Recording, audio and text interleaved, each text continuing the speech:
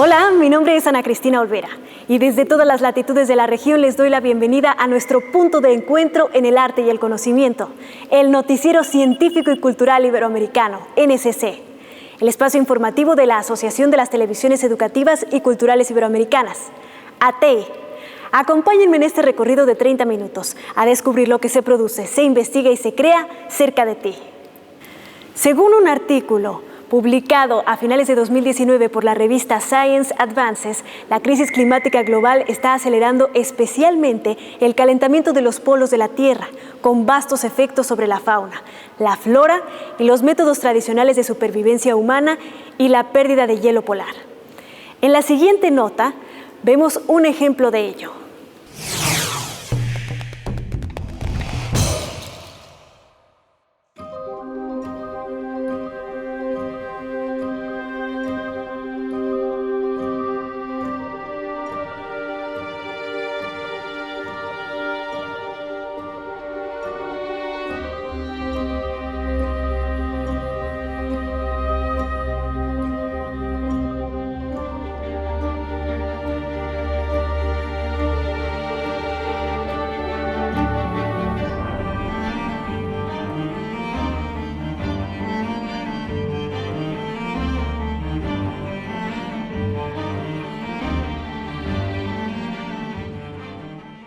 Lots of families have no way out.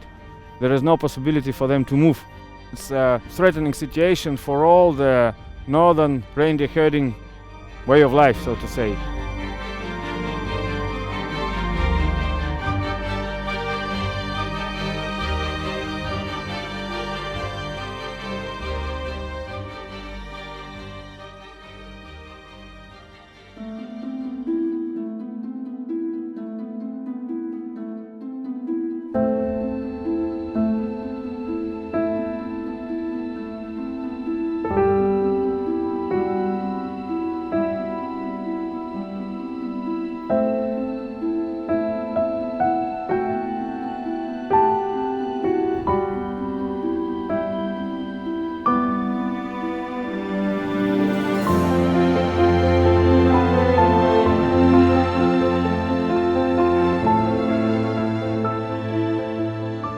Эти ошейники были разработаны специально для использования в экстремальных условиях Якутии. Они полностью изолированы, то есть вода туда не попадает. Также они работают при минус 40-50 градусах.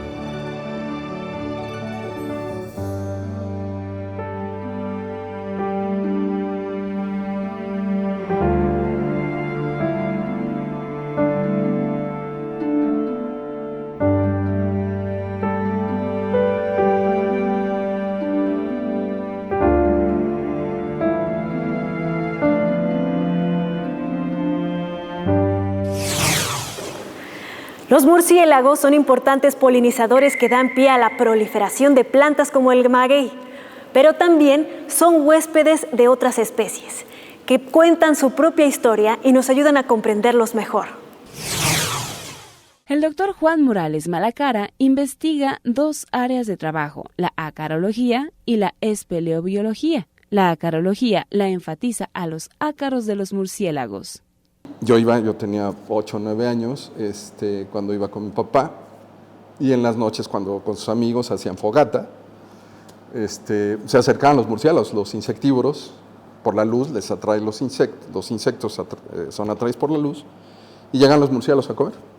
Desde ahí me fascinaba ver cómo las sombras en la noche pues, volaban. Yo estaba fascinado, o sea, no me dormía. Cuando empezó a investigar a estas criaturas más seriamente, empezó a ver bajo el microscopio unas criaturitas correr por su cuerpo. Resultó que eran ácaros, criaturas que lo dejaron encantado. Los ácaros prácticamente están en todos lados.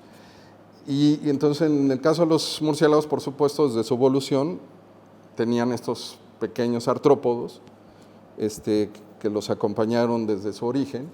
Algunos parásitos, otros comensales, o sea, no todos parásitos, pero la gran mayoría parásitos. Entonces se alimentan ya sea de líquidos tisulares o de sangre también, estos ácaros, para poder seguir viviendo, obviamente, ¿no? pero como están con los murciélagos a lo largo de tanto de su evolución y su distribución y dispersión en el mundo, entonces yo a través de los ácaros puedo seguir la evolución del murciélago viendo la evolución del parásito o los parásitos de los murciélagos. Entonces, cómo evolucionaron, o también ver las rutas migratorias de los murciélagos sin necesidad de ponerles detectores satelitales a los murciélagos, que sí, los que estudian exclusivamente murciélagos lo hacen, pero yo no. O sea, yo con estudiar el parásito, yo sé qué ruta migratoria siguieron, por ejemplo. O zonas de riesgo ecológico, también lo puedo definir con los parásitos. Informó Mariana Perusquía, Radio y Televisión, Querétaro. La educación es un factor esencial de la respuesta mundial al cambio climático. La educación ayuda a los jóvenes a entender y abordar las consecuencias del calentamiento del planeta. Les alienta a modificar sus actitudes y conductas y les ayuda a adaptarse a las tendencias vinculadas al cambio climático. Y esto lo entienden muy bien en esta nueva cátedra. Con la finalidad de promover actividades formativas, divulgativas y de concienciación dirigidas a la comunidad universitaria en materia de mitigación y adaptación al cambio climático, se puso en marcha en 2016 la Cátedra Cambio Climático, una iniciativa que nació fruto de la colaboración entre la Universitat Politécnica de Valencia y la entonces Consellería de Agricultura, Medio Ambiente, Cambio Climático y Desarrollo Rural. Para salir adelante y superar y llegar a hacer esta transición lo mejor posible es concienciación, ¿no? La ciencia, la tecnología es una palanca que va a ayudar, pero somos nosotros las personas los que tenemos que ver que hay que funcionar, trabajar, vivir de una forma diferente, ser más respetuoso con los recursos, con nuestro aire, con nuestra agua, con nuestra tierra, que todo está interconectado en el planeta, y esto es lo que la cátedra quiere ayudar.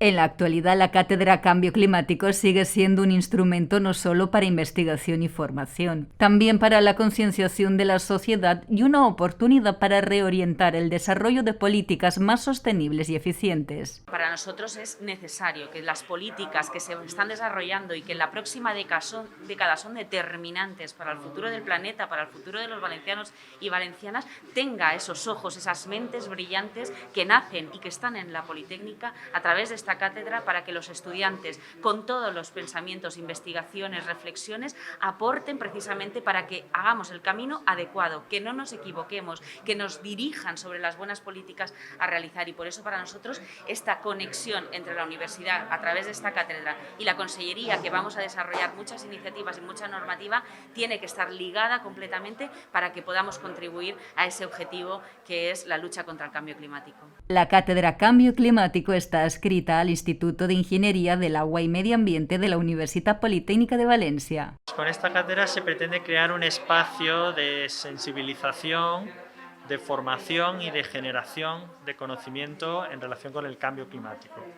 Queremos trabajar en estas ideas a 3 niveles, tanto entre los investigadores que se dedican a los temas del cambio climático, luego dentro de la propia comunidad universitaria, porque hay mucho que trabajar en este sentido con la comunidad universitaria, y por último intentar llegar a la sociedad en general, porque el cambio climático es un tema, pues lógicamente, que nos afecta y nos preocupa a todos, ¿no? Para ello, desde la Cátedra Cambio Climático se llevan a cabo diversas acciones: jornadas de investigación universitaria, ciclos de conferencias, cursos de formación, seminarios y foros de debate. También se patrocinan eventos, trabajos desarrollados por estudiantes durante sus prácticas de empresas o premios a la mejor tesis doctoral, todos ellos relacionados con el cambio climático. La materia orgánica es un factor muy importante para la fertilidad de los suelos. Esta ayuda a mejorar la estabilidad y las propiedades de la tierra considerablemente, tanto las físicas como las químicas. De ahí la relevancia de que ésta se utilice como una buena estrategia para tratar los residuos orgánicos en las comunidades.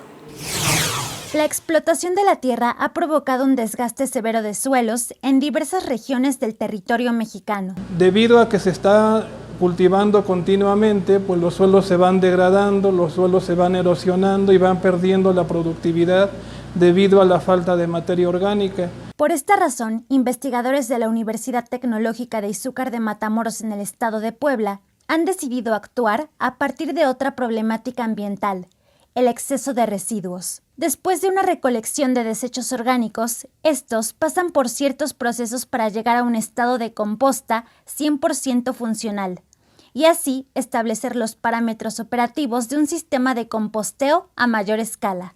Y estamos tratando de acelerar los procesos de composteo para poder después transferir esta tecnología a algunos habitantes que estén interesados en esto, y entonces que en las mismas comunidades se empiecen a tratar estos residuos. Para generar la composta se mezclan desechos orgánicos con plantas endémicas de la región y estiércol de ganado. Posteriormente, el producto es sometido a pruebas y análisis para verificar su calidad. Se determinan algunos parámetros de gran importancia, que son, por ejemplo, la humedad, el pH, su conductividad eléctrica, materia orgánica, el fósforo, algunos macro y microelementos como es el sodio, el potasio, el calcio, hierro, cobre, zinc, de interés que sirven prácticamente para la integración de los suelos. El objetivo es brindar a los agricultores de la Mixteca fertilizantes orgánicos sustentables, ricos en nutrientes y a muy bajos costos, así como rescatar la calidad y el rendimiento de los suelos agrícolas, al mismo tiempo que se reducen la cantidad de desechos orgánicos en los rellenos sanitarios. Para el Noticiero Científico y Cultural Iberoamericano, Yolanda Enríquez, desde la ciudad de Puebla, en México. El estatus actual del petróleo como componente integral de la política, sociedad y tecnología tiene sus raíces en los primeros años del siglo XX. La invención del motor de combustión interna fue la principal influencia en el auge de la importancia del petróleo. Pero hoy esto está por cambiar de manera definitiva, y así lo vemos en una de las capitales del petróleo. Autobuses de 2 pisos propulsados por hidrógeno. Ese es el objetivo de Aberdeen, la llamada capital europea del petróleo, que busca transformarse en una economía verde. La ciudad escocesa prosperó gracias a la extracción de petróleo del Mar del Norte, pero ahora se prepara para que una flota de 15 autobuses dobles que solo emitirán vapor de agua empiece a circular por las líneas más utilizadas. Creo que lo importante del proyecto es que debemos comprender la confiabilidad y el rendimiento de estos vehículos, así que todavía hay mucho que hacer una vez que podamos probar eso y volver a un nivel en el que estemos satisfechos, que esté en línea con el rendimiento del diésel equivalente. Entonces obviamente veremos la inversión futura, pero creo que ahora es un proyecto en el que estamos totalmente comprometidos para hacerlo exitoso. Cada autobús cuesta unos $650,000 y completarán la flota de vehículos que ya funcionan con hidrógeno en la ciudad. Estos autobuses serán en total 15 de 2 pisos. Tendremos 10 más el año entrante, así que nuestra flota en esta generación será la primera del mundo de 25 autobuses dobles de hidrógeno. En 2015 se realizó un proyecto piloto con autobuses propulsados por hidrógeno y se abrió la primera estación de producción y reabastecimiento en el Reino Unido. Aberdeen produce 500 kilogramos de hidrógeno limpio por día. La ciudad espera que este proyecto de casi $11 millones, financiado por el gobierno autónomo escocés y la Unión Europea, ayude a desarrollar una industria del hidrógeno en la región, en busca de una economía verde ante la creciente demanda mundial. La Niña es un fenómeno que produce un enfriamiento a gran escala de la superficie del océano en las partes central y oriental del Pacífico ecuatorial, además de otros cambios en la circulación atmosférica tropical, como los vientos, la presión y las precipitaciones. Para algunas zonas y especies, esto significa buenas noticias. El más reciente censo del Parque Nacional Galápagos de Ecuador arrojó una buena noticia. La población de pingüinos y cormoranes no voladores alcanzaron una cifra récord. Así lo confirma Dani Rueda, director del Parque Nacional Galápagos, catalogado como Patrimonio de la Humanidad. Es que hemos tenido en los últimos años una corriente de la Niña muy positiva. Quiere decir que el agua fría ha sido constante en estos sitios y por ende el grado de alimentación de estas especies es alto, porque la corriente fría trae productividad primaria que permite mantener un grado de alimentación permanente. El pingüino de Galápagos es la única variedad que habita y anida sobre la línea ecuatorial y es una de las especies más pequeñas de pingüino a nivel mundial, llegando a medir hasta 35 centímetros, mientras que el cormorán de Galápagos habita en un área muy restringida y es el único en el mundo que perdió su capacidad de volar y desarrolló habilidades para bucear. Que durante este año al menos, la presencia de embarcaciones turísticas en este sector y actividad turística ha disminuido y en algunos meses estuvo en cero. Esto también puede contribuir a que el número poblacional de estas dos especies haya aumentado. En cuanto a las especies que se tomaron en cuenta para la valoración del censo, el 86% fueron adultos, tanto del cormorán no volador como del pingüino de Galápagos, siendo este valor positivo porque significa que existe una población adulta reproductiva. En 1971 fue galardonado con el Premio Nobel de Literatura y el Premio Lenin de la Paz. Su obra comprende 45 libros más diversas recopilaciones y antologías que han sido traducidas a más de 35 idiomas y estudiada en las principales universidades y centros de investigación literaria. Pero parece que todavía hay elementos por conocer de la obra de Pablo Neruda. Una versión preliminar del soneto Sangre de Toro, mecanografiada y firmada por el poeta chileno Pablo Neruda, fue hallada el pasado julio en el departamento de una amiga suya.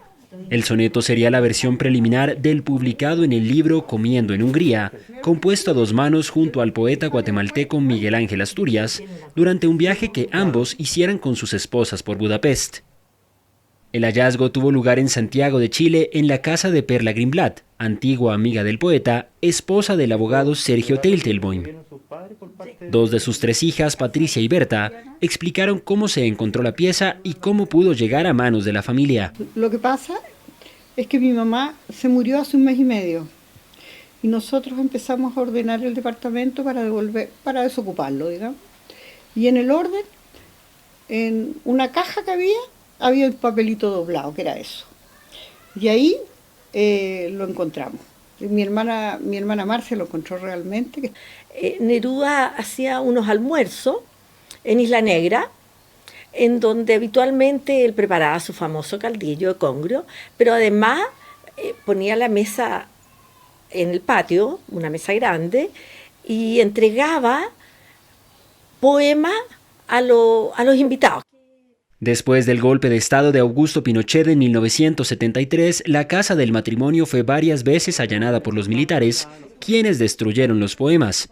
Debido a esto, la sorpresa fue mayor para las hermanas Teitelboim, pues creían que ya no quedaba rastro de la obra de Neruda en su hogar. Yo tengo el recuerdo que en la casa habían varios poemas, tanto que cuando él gana el premio Nobel, yo estaba en el colegio, en un liceo, el Liceo 7. Y hice una exposición en el liceo y llevé todos los poemas que teníamos de Neruda y los pusimos en un diario mural. Este mecanuscrito no fue el único tesoro relativo a Neruda que apareció en el domicilio de Greenblatt. Allí se encontró también una invitación de 1961 a la inauguración de La Sebastiana, la casa en Valparaíso de Neruda, y una sentida carta de puño y letra del poeta escrita desde París y fechada el 5 de noviembre de 1965, dirigida a Sergio Teitelboim tras la muerte de su hermano Miguel en un accidente automovilístico. Las hermanas han decidido donar el material encontrado a la Universidad de Chile, que ya tiene un importante acervo de la obra del Nobel chileno. La ceremonia de entrega de los poemas a la institución educativa se hará de manera virtual el 23 de septiembre, día en que también se cumplen 47 años de la muerte del poeta. El carnaval es un elemento central de la autoconstrucción social brasileña, uno de los pilares de la compleja integración racial, social y cultural de ese país, por lo que su suspensión ha sido una de las pruebas más duras para el país durante la pandemia. Sin embargo, algunas actividades empiezan a reanudarse. Portela, la mayor vencedora del Carnaval de Río de Janeiro, abrió sus puertas y se convirtió en la gran primera escuela de samba carioca en reiniciar sus actividades tras 8 meses de cuarentena por la pandemia del coronavirus. Sin carnaval todavía en el horizonte, Portela preparó hoy su tradicional feijoada, el plato más típico de la culinaria carioca, para celebrar el retorno de los eventos, los cuales fueron autorizados por la alcaldía pese a que la COVID-19 continúa firme en Río de Janeiro, aunque con una leve tendencia a la baja. Antes de comenzar la fiesta, la escuela dedicó un minuto de silencio a las víctimas del coronavirus, una enfermedad que ha cegado la vida de más de 162.269 personas en todo el país, de las cuales 20.905 en el estado de Río de Janeiro. Lejos de las aglomeraciones que siempre han marcado los encuentros en las escuelas de samba, el distanciamiento social se dejó entrever en este gigantesco club recreativo, en el que, al igual que en otros sectores, también se han impuesto los protocolos sanitarios de prevención de la COVID. Además de limitar el aforo al 50% de la capacidad, la Portela distanció las mesas más de 2 metros, limitó a 8 el número de asistentes en cada uno de sus camarotes y prohibió los bailes a ritmo de samba en la pista central. Es la primera vez en más de un siglo que el Carnaval de Río de Janeiro, uno de los más importantes del mundo, está en suspenso ante el riesgo de aglomeraciones en plena pandemia de la COVID. Esto porque los desfiles de las escuelas de samba del llamado Grupo Especial del Carnaval de Río, considerados como el mayor espectáculo del mundo al aire libre y principal atractivo de la fiesta, concentran en 2 noches en el Sambódromo a 145.000 espectadores, sin contar con los cerca de 5.000 integrantes de cada una de las agrupaciones y las miles de personas necesarias para el evento. En Colombia, más de 50 años de conflicto armado han dejado profundas huellas y consecuencias en el tejido social. Y aunque se han tomado iniciativas desde el ámbito político para paliar la situación, son las expresiones culturales las que tienen mayor posibilidad de permear en la sociedad. El programa que se transmite cada domingo en la noche y que es presentado por el actor Santiago Alarcón le abre la posibilidad a las víctimas de contar su verdad para entender el conflicto armado más allá de las dos partes que estuvieron enfrentadas. La historia ha sido contada a medias, no solo en cuanto a los hechos, sino en cuanto a los actores y en cuanto a las regiones. Los medios de comunicación han estado muy mirando desde el centro, ¿no? Desde las ciudades, y por otro lado muy desde el discurso guerrerista, el héroe y el villano. No se ha hablado del que sobrevive, que son las víctimas. Durante 12 capítulos se presentan 7 secciones modulares. Uno de estos espacios es Charlas con Pacho, que invita a influencers y jóvenes a construir memoria y conversar sobre paz. Es un súper reto conectar con esa generación, pero también espabilar a la otra, porque en el otro extremo está un montón de gente que sí sabe más o menos lo que pasó, pero que o está aturdida, o está cansada, o está como en negación. Entonces, por eso teníamos en el primer capítulo a Lalis y a Sandra, y a lo largo de los capítulos estamos tratando de involucrar siempre ese tipo de voces. Frente al espejo busca reconciliar al país desde lo audiovisual y dar a conocer el trabajo de la Comisión de la Verdad. Es una invitación a los colombianos para reflexionar, informarse y escuchar sobre lo que pasó en más de 50 años de conflicto. Gracias por habernos acompañado en este viaje informativo del Noticiero Científico y Cultural Iberoamericano, NSC. Este espacio de encuentro no sería posible sin la colaboración y plataformas de los socios de ATEI y las agencias informativas AFP, EFE, Xinhua, Notimex, Euronews y la Deutsche Welle. Si quieren saber más, podemos estar comunicados a través de la web en noticiasnsc.com y las redes sociales. Nos encuentras como @NSC Iberoamérica en Twitter, Facebook, YouTube, Instagram y TikTok. Hoy desde el Museo Morelense de Arte Contemporáneo Juan Soriano, en la ciudad de Cuernavaca. Yo soy Ana Cristina Olvera y los espero en una próxima emisión.